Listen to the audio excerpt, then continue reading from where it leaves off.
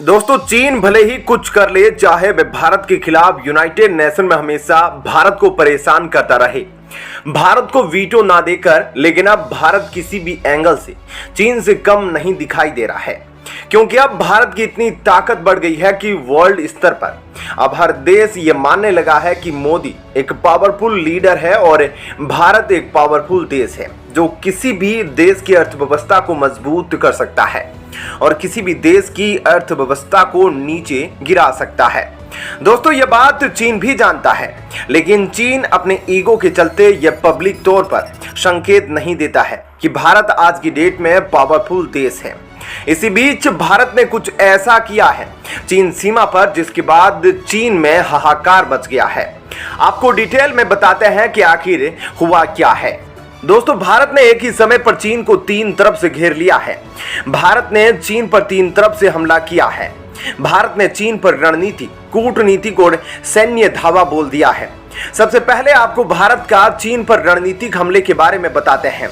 भारत ने चीन की दुखती रग पर हाथ रख दिया है। भारत ने अपने आर्थिक रिश्ते बढ़ाते हुए ताइवान को मुंबई में अपना नया आर्थिक कार्यालय खोलने की इजाजत दे दी है और ताइवान का भारत में यह तीसरा कार्यकाल होगा। दिल्ली और चेन्नई में पहले से ही ताइवान के ऐसे कार्यालय मौजूद है और चीन की सबसे बड़ी कमजोरी ताइवान है। चीन ताइवान को अपना हिस्सा मानता है, इसलिए दुनिया का कोई भी देश ताइवान से अपने संबंधों को बढ़ाता है तो चीन उसे बर्दाश्त नहीं कर पाता। वैसे तो भारत और ताइवान के बीच राजनयिक संबंध नहीं है, क्योंकि भारत चीन की वन चाइना पॉलिसी को मानता है, लेकिन चीन को उसकी हैसियत दिखाने के लिए भारत ताइवान का हाथ भी पकड़ कर रखता है। ताइवान भारत में जो आर्थिक कार्यालय खोल रहा है उसका एक बड़ा महत्व है। भारत में दूतावास न होने की सूरत में यह कार्यालय ताइवान के दूतावास की तरह ही काम करेगा। अब आपको भारत के दूसरे सबसे बड़े हमले के बारे में बताते हैं। भारत ने चीन की सीमा के पास अपनी खतरनाक टैंक दौड़ा दिए हैं। भारत ने एक बड़ा शक्ति प्रदर्शन करते हुए लद्दाख में चीन की सीमा के पास सिंधु नदी में अपनी खतरनाक टैंक उतार दिए। पूर्वी लद्दाख में भारतीय सेना के टैंक और लड़ाकू विमानों ने एलएसी के पास एक बड़ी मिलिट्री ड्रिल की है और इस ड्रिल में सिंधु नदी को पार करने का अभ्यास किया गया है। भारतीय सेना के T-90 भीष्म टैंकों ने भाग लिया है। भारतीय सेना ने लड़ाकू टैंक, तोप और कॉम्बैट व्हीकल के जरिए दुनिया की सबसे ऊंची नदी घाटियों में से एक सिंधु नदी को पार किया है।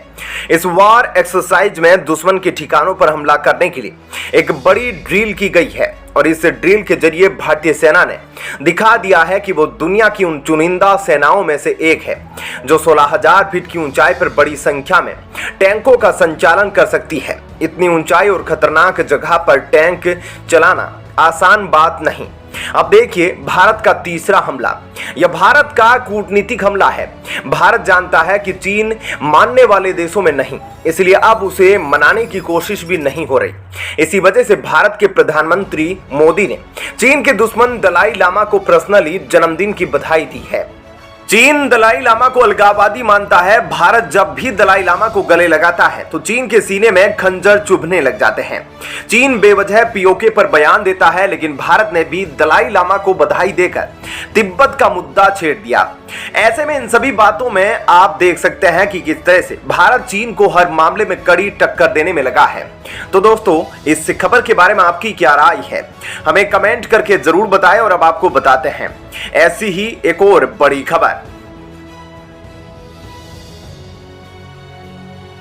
दोस्तों, भारत डिफेंस के मामले में अपने आप को इतना मजबूत करता जा रहा है जितना कोई दूसरा देश सोच भी नहीं सकता, क्योंकि अब भारत अपने हथियारों के बेड़े में ऐसे ऐसे बड़े हथियारों को शामिल किए जा रहा है जिसके बाद भारत और भी ज्यादा मजबूत बन जाएगा। इसी कड़ी में भारत अग्नि 6 से जुड़ा एक ऐसा राज सालों से छुपा रहा था जो अब सबके सामने आ गया है। तो चलिए अब आपको थोड़ा सा डिटेल में बताते हैं अग्नि 6 के बारे में और डीआरडीओ का प्लान आखिर क्या है। दोस्तों, अब भारत के वैज्ञानिकों ने एक नई तकनीक डेवलप कर दी है।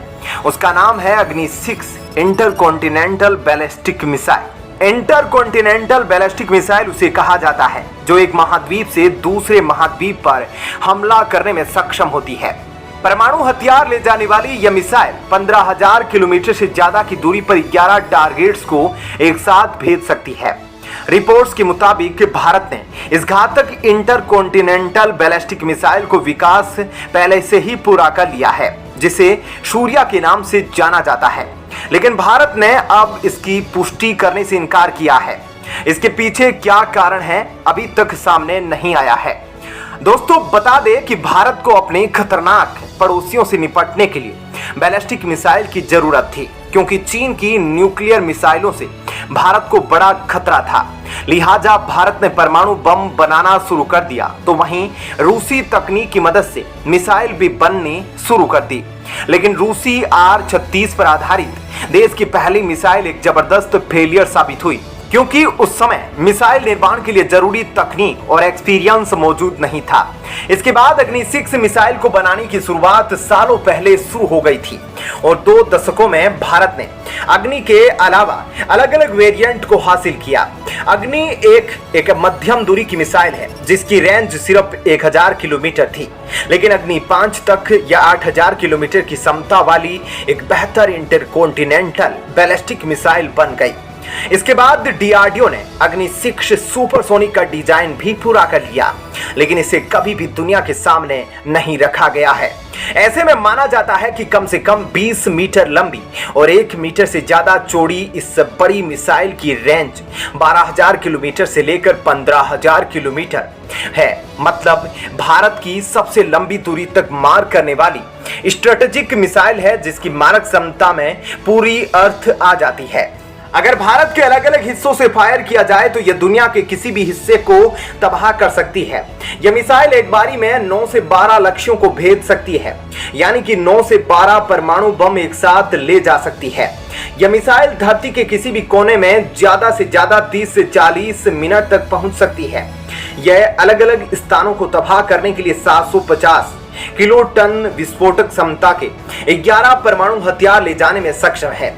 यह एंटी बैलिस्टिक मिसाइल सिस्टम को चकमा देने और अपने टारगेट को भेदने की क्षमता रखती है। बड़े रेंज के अलावा यह मिसाइल तेजी से तैनाती के लिए जानी जाती है।